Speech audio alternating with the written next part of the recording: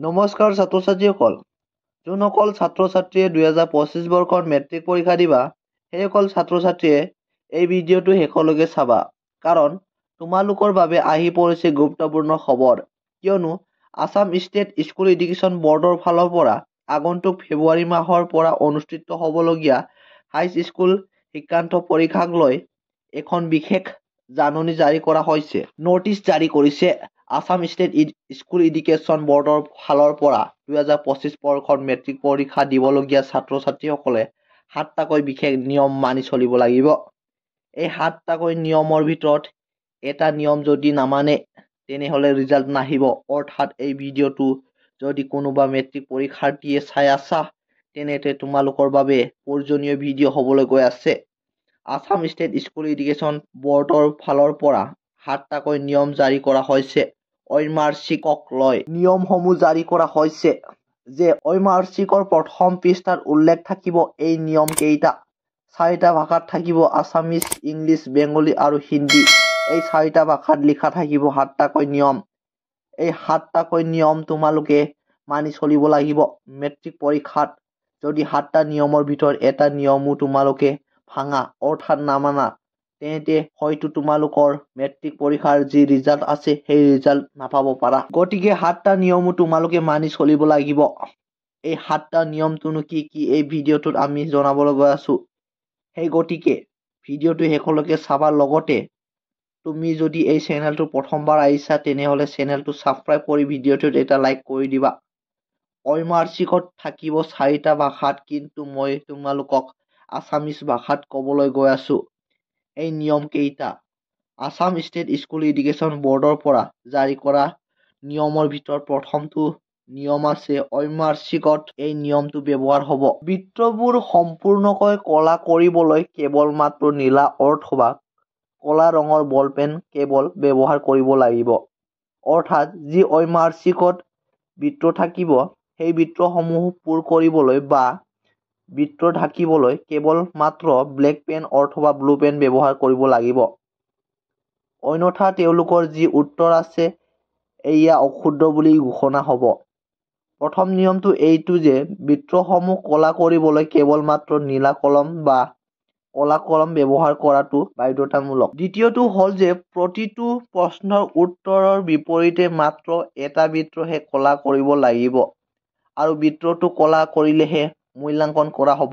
অৰ্থাৎ যি প্ৰশ্ন থাকিব সেই প্ৰশ্নৰ বিপৰীতে কেৱল মাত্ৰ এটা বৃত্তকহে পূৰণ কৰিব লাগিব। 4টাকৈ অপচন থাকিব। এই 4টা অপচনৰ ভিতৰত যিকোনো এটা বৃত্তকহে কলা কৰিব লাগিব। যদি এটাতকৈ বেছি বৃত্ত পূৰ কৰে তেনেতে কিন্তু এই উত্তৰটো ভুল বুলি প্ৰমাণিত হ'ব। তৃতীয় নম্বৰৰ উদাহৰণ হিচাপে তেওঁলোকে দেখাই দিছে কিদৰে ফিল-আপ কৰিব লাগিব। ঐমাৰ্ষিকত তলত দিয়া উদাহৰণ অনুসৰি বৃত্তবোৰ কলা কৰিব লাগিব পৰীক্ষাৰ্থীয়ে। প্ৰথমতে চোৱা 1 নম্বৰত 4টা বৃত্ত আছে। এই 4টাৰ ভিতৰত এটা বৃত্তহে কলা কৰা হৈছে। দ্বিতীয় নম্বৰতো এটা, তৃতীয় নম্বৰতো এটা, চতুৰ্থ নম্বৰতো এটাই। অৰ্থাৎ 4টা বৃত্তৰ ভিতৰত যিকোনো এটা বৃত্তকহে পূৰ কৰিব লাগিব। আৰু অশুদ্ধ কেনেকৈ হ'ব সেয়াও তোমালোকে চাব পাৰিবা। কেৱল যদি তোমালোকে বৃত্তটো ফিল-আপ নকৰা, পূৰ নকৰা, কেৱল টিক মাৰ্ক দি দিয়া বা ক্ৰছ চিন দি দিয়া তেনেতে কিন্তু ভুল বুলি নিৰ্ধাৰিত কৰা হ'ব। সম্পূৰ্ণ বৃত্তটো পূৰ কৰিব লাগিব, সম্পূৰ্ণ বৃত্তটো কলা কৰিব লাগিব, তেতিয়াই শুদ্ধ হ'ব। যদিহে উত্তৰটো শুদ্ধ হয় অৰ্থাৎ টিক মাৰ্ক দিলে বা ক্ৰছ চিন দিলে সেই উত্তৰটো অশুদ্ধ বুলি ঘোষণা কৰা হ'ব। 4 নম্বৰ নিয়মটো হৈছে উত্তৰটো কলা বা পূৰ কৰি দিয়াৰ পিছত কোনো ধৰণৰ সাল সলনি কৰিব নোৱাৰিব। অৰ্থাৎ যদি এটা কুৱেশ্যনৰ এনচাৰ তোমালোকে ফিল-আপ কৰি দিছা বা এটা কুৱেশ্যনৰ এনচাৰ তোমালোকে কলা কৰি দিলা আৰু তাৰ পিছত ভাবিছা যে এই এনচাৰটো মোৰ কনফিউজ আছে, দ্বিতীয়টো বৃত্তত মই কলা কৰি দিম। তুমি যদি কলা কৰা ভুল হ'ব, কিয়নো কেৱল এটা কুৱেশ্যনৰ বাবে তোমালোকে এটা বৃত্ততহে কলা কৰিব পাবা। 5 নম্বৰ নিয়মটো হৈছে কোনো ধৰণৰ খচৰা কাৰ্যৰ বাবে ঐমাৰ্ষিক পৃষ্ঠাটোত ব্যৱহাৰ কৰিব নোৱাৰিবা। অন্য ধৰণৰ যিকোনো দাগ বা কলম, চিয়াহী বা অংকত হিচাপ কৰিবলৈ ঐমাৰ্ষিকত কোনো ধৰণৰ চিন দিব নোৱাৰিবা। ঐমাৰ্ষিকত কেৱল ঐমাৰ্ষিকহে ফিল-আপ কৰিব পাৰিব। বেলেগ ধৰণৰ কাৰ্যত ইউজ কৰিব নোৱাৰিবা। 6 নম্বৰ নিয়মটো হৈছে ঐমাৰ্চিক পৃষ্ঠাটোত কোনো ধৰণৰ ফাঁচ দিয়া, ফলা বা ষ্টেবল পিন কৰিব নোৱাৰিব। যি ঐমাৰ্চিক পেপাৰ থাকিব সেই পেপাৰটোত তোমালোকে কোনো ধৰণৰ ভাঁজ দিব নোৱাৰিব, ষ্টেবল পিন মাৰিব নোৱাৰিব। কিন্তু যদি এনেদৰে কৰা তোমালোকৰ ৰিজাল্ট নাহিব। ঐমাৰ্চিক পৃষ্ঠাটোত তোমালোকে ভাঁজ নিদিবা, যেনেকৈ আছিলে তেনেকৈ থবা, কেৱল মাত্ৰ উত্তৰটো কলা কৰিবা আৰু গোটেইকেইটা কলা হোৱাৰ পিছত সাবমিট কৰিবা। 7 নম্বৰত আছে প্ৰতিটো প্ৰশ্নৰ বিপৰীতে নিৰ্দিষ্ট এটাকৈ বেছি কলা কৰিলে সেই প্ৰশ্নৰ মূল্যাংকন কৰা নহব।